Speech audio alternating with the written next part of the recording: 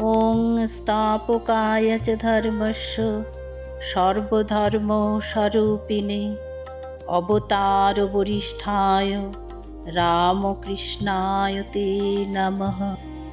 ঠাকুর, মা ও স্বামীজিকে আমার ভক্তিপূর্ণ প্রণাম জানিয়ে আজ পাঠ করব পরম পুরুষ শ্রী শ্রী রামকৃষ্ণ, পর্ব নম্বর 59। কলকাতায় এসে সংস্কৃত কলেজে ভর্তি হল বিজয়কৃষ্ণ। রামচন্দ্র ভাদুড়ির মেয়ে যোগমায়াকে বিয়ে করলে। বিজয়ের বয়স 18 আর যোগমায়ার 6। বিজয়ের দুই বন্ধু রামময় আর কৃষ্ণময় খ্রিস্টান হয়ে গেল। বিরক্তিতে বিভ্রান্ত হলো না বিজয়, বেদনায় ভাবতে বসল।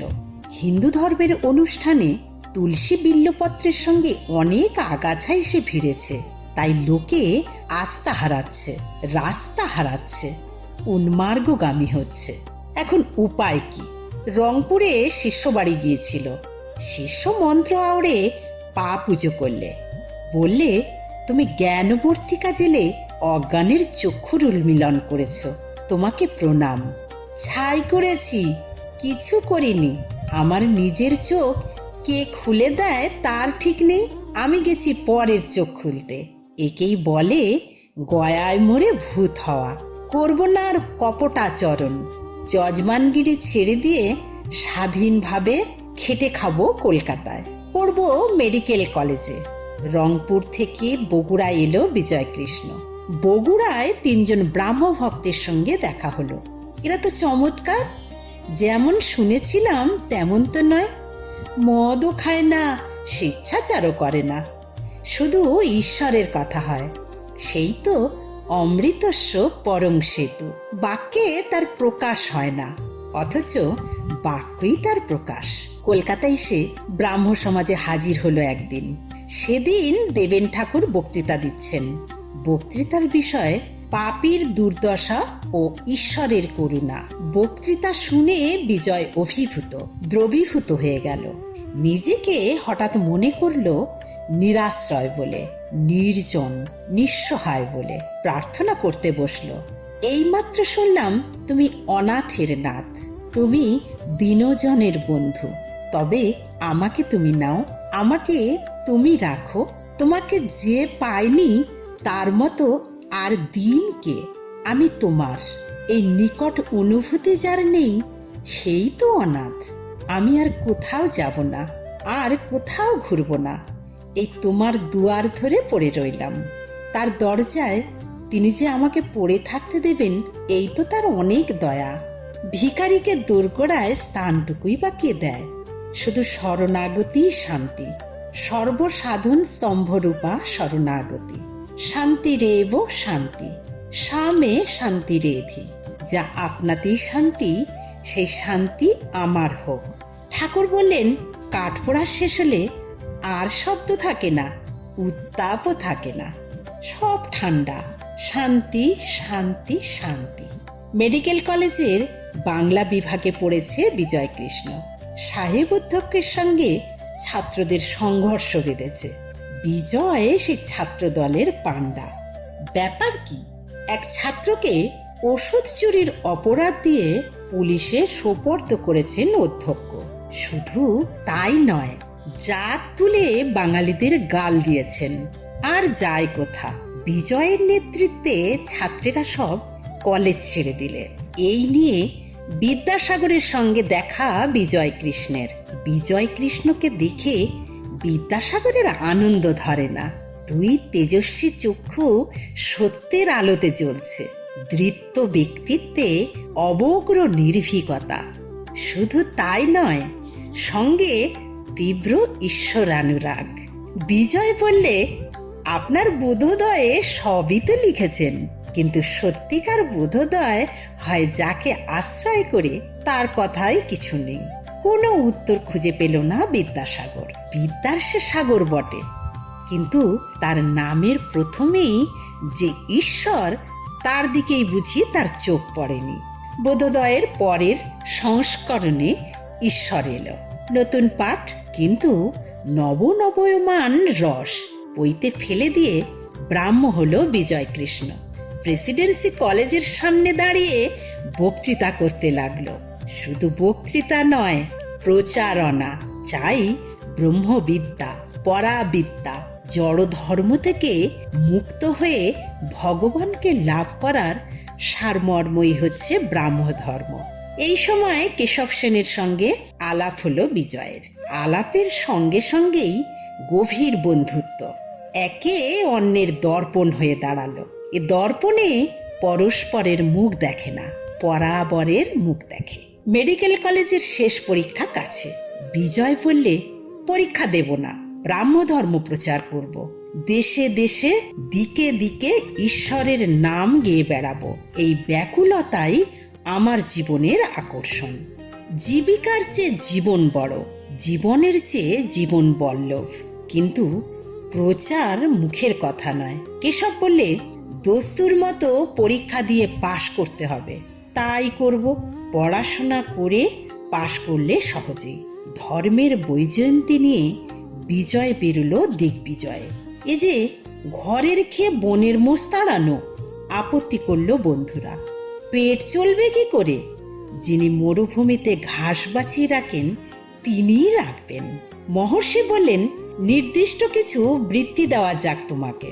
প্রবৃত্তির বৃত্তি করতে আসেনি। ঈশ্বরই আমার উদ্যম, ঈশ্বরই আমার উদ্দেশ্য। তার উপরে যদি সত্যি আমার নির্ভর থাকে তাহলেই আমি অভি। সংসারে তার জায়গা হয়নি, তাই বলে সংসারকে ত্যাগ করেনি বিজয় কৃষ্ণ।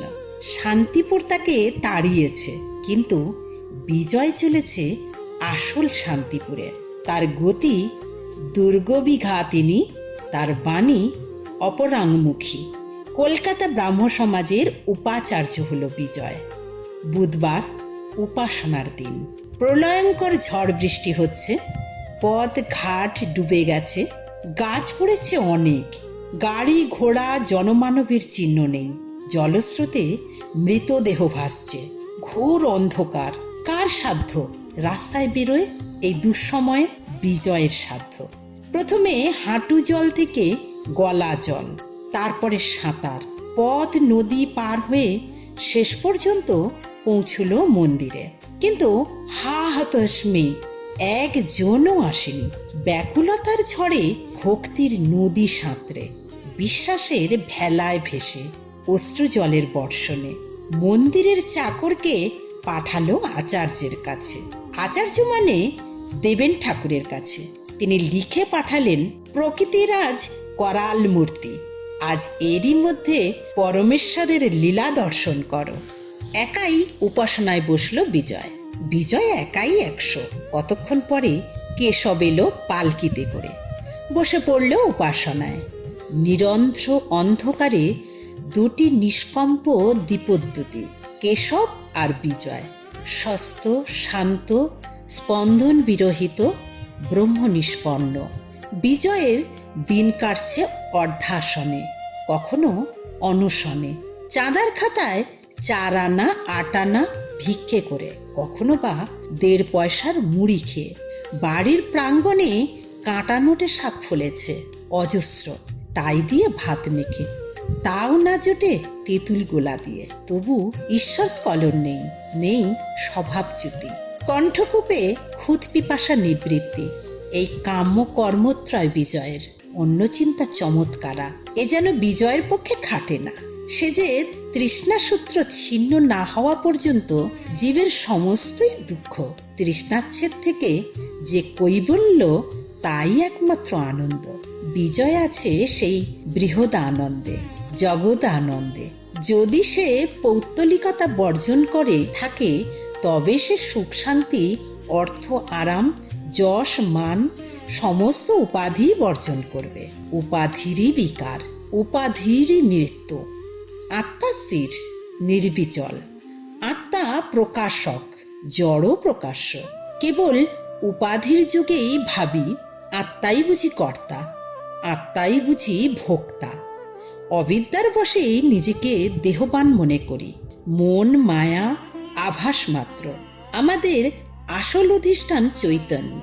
ঈশ্বর মায়ার অতীত, ঈশ্বর চৈতন্য স্বরূপ। বিজয় সেই চৈতন্যের দোতনা।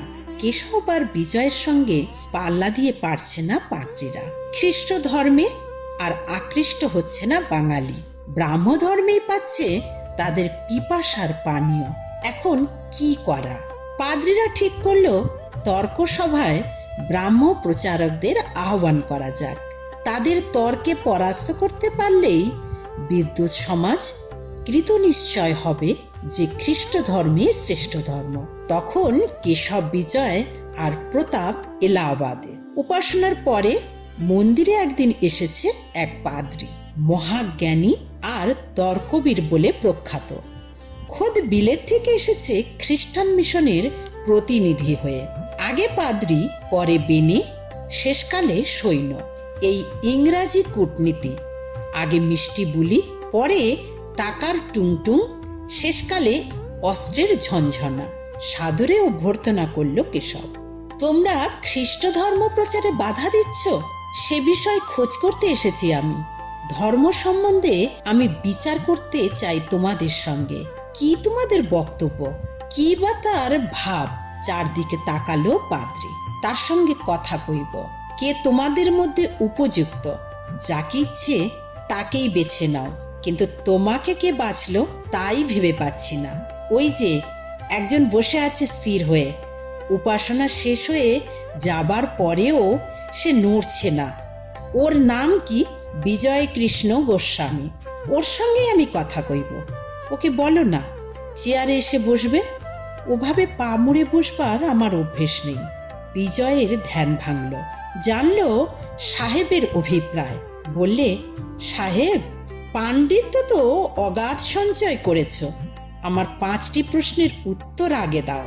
প্রশ্ন থেকেই বুঝে নাও ভারতবর্ষের জিজ্ঞাসার গভীরতা। ধর্ম কি? তার উৎপত্তি কোথায়? আত্মা কাকে বলে? আর তার স্বরূপ কি? সত্য কি জিনিস? কাকে মায়া বলে? পাপ কি? কেন? পাদ্রী সাহেব এপাশ ওপাশ করতে লাগলো। বললে, এসব প্রশ্ন তো কই শুনিনি কোথাও। এ আবার কি কথা? আমরা তো শুধু বাইবেল জানি, বাইবেলই পড়েছি। সাহেব, এ দেশের নাম ভারতবর্ষ। কেশব বললে, এ দেশ থেকেই ধর্ম আর সভ্যতা গ্রীস হয়ে ছড়িয়ে পড়েছে তোমাদের ইউরোপে।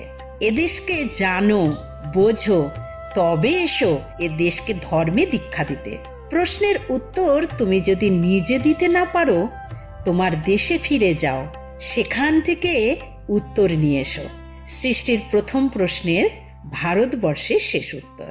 ভারতবর্ষ বৃক্ষ আর সব ছায়া। একে সেবা করো, উচ্ছিন্ন করো না। আমাদের সেবা মঙ্গল রূপিণী, সেবিতব্য মহাবৃক্ষ। যখন তিনি দূরে তাকে আরাধনা করি, আর যখন তিনি কাছে তখন তাকে সুখে সেবা করি। তিনি সুখসেব্য দুরারাধ্য। তিনি গুজ্জ গভীর গহন হয়েও সহজ সুন্দর। তুমি সাহেব বুঝবে না এ তত্ত্ব। আগে শ্রদ্ধা দিয়ে বুদ্ধিকে বিশুদ্ধ করো, পরে দেখো ভারতবর্ষকে। আর বাক্য স্ফুটনা করে চম্পট দিলে পাদ্রী সাহেব। শুষ্ক জ্ঞানে মন ভরে না বিজয়ের।